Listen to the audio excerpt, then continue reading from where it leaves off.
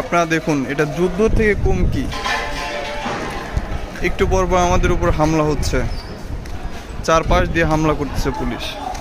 আমরা হয়তো মুক্তিযুদ্ধ দেখি নাই, তবে কোটা বিরোধী আন্দোলনের যুদ্ধটা আমরা সবাই দেখতেছি। এই আমাদের বাংলাদেশ, যুদ্ধ করে নিয়ে আসা এই আমাদের বাংলাদেশ, যেখানে ছাত্রদের উপর হামলা হয়।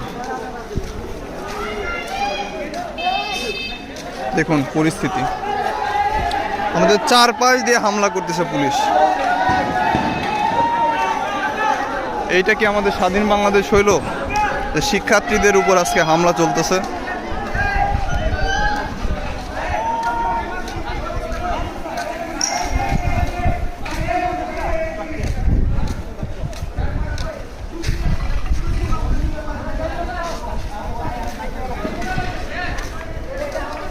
দেখুন